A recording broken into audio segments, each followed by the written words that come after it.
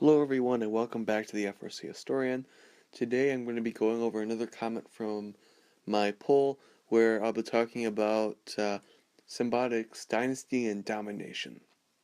Now, when I consider dynasties in terms of FRC, I like to consider a period of time where a team does incredibly well and helps shape the form around them.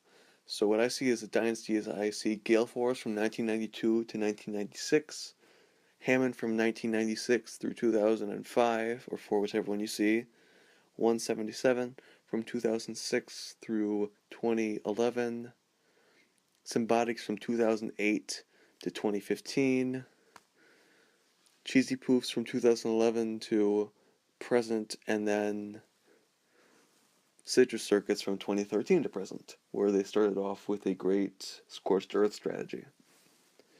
Now today I'm going to be talking about Symbiotic's Dynasty and Domination, so thank you for that idea, because one thing I found was everyone knows Symbiotics is a great team, has a wonderful history, but I didn't know how far this domination went.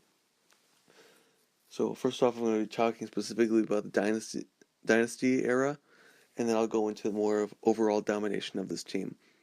So first off, let's start off with the domination, which I truly believe started in 2008.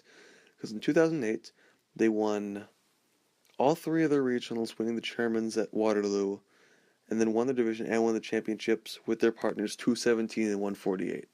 Now, this was an interesting Worlds where they did incredibly well. The only time they won Worlds, however, that does not mean that they didn't dominate everywhere else before. They'd won several regionals before, but this was the first time where they won three that they went to, and then they were ready to.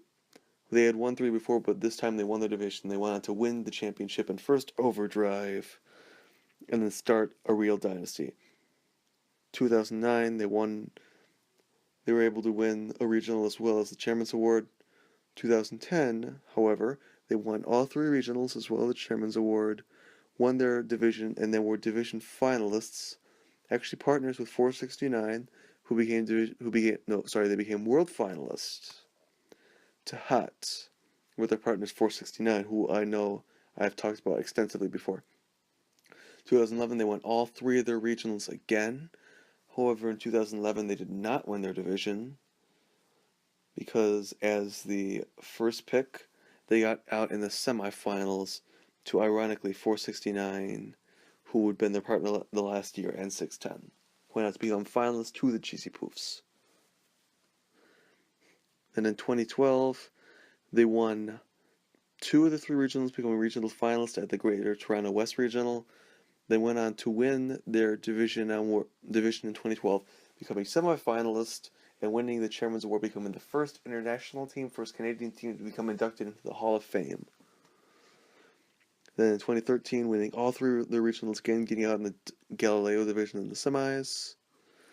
2014, now this was a big year for them, where in the Greater Toronto East Regional, they actually went there with the Cheesy Poofs, who came, and 4039 decided to pick Symbiotics over the Cheesy Poofs, which is an incredible feat for them.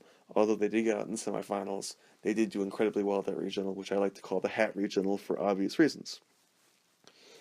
Then they went on to become semifinalists at Waterloo, win the Windsor Essex Great Lakes Regional, win their division, and then go 1-2 in the finals of Worlds, losing by very few points in 2014. Then they'd go on to 2015, where they won all three of the regionals again, won their division, and then were 1 point off the average of winning. So I'm going to explain this in more detail now.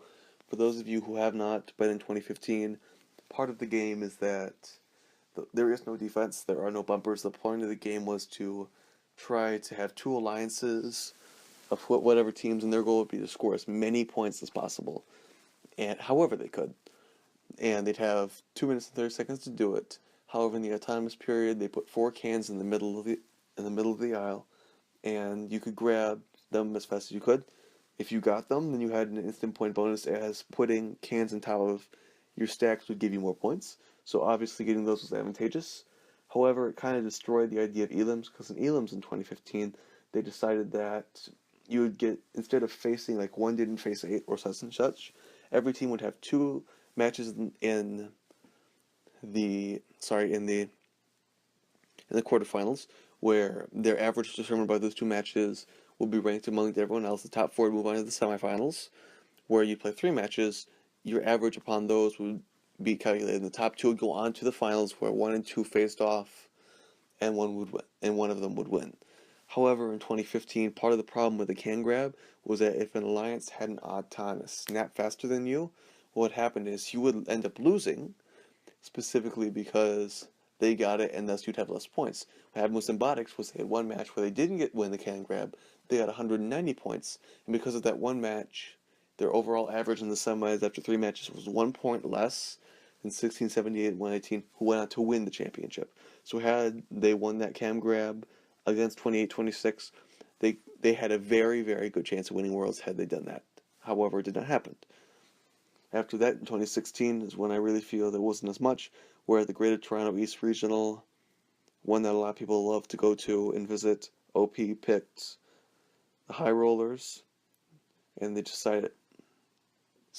Robonauts and decided to go against Symbotics, beating them. Then Waterloo, the first ever regional that OP didn't win since 2007, and they went on to Carver, where they became the division quarterfinalist. 2017, they won two of their districts, becoming the Darwin finalist, and then on to 2018, where they won a district and became finalist in their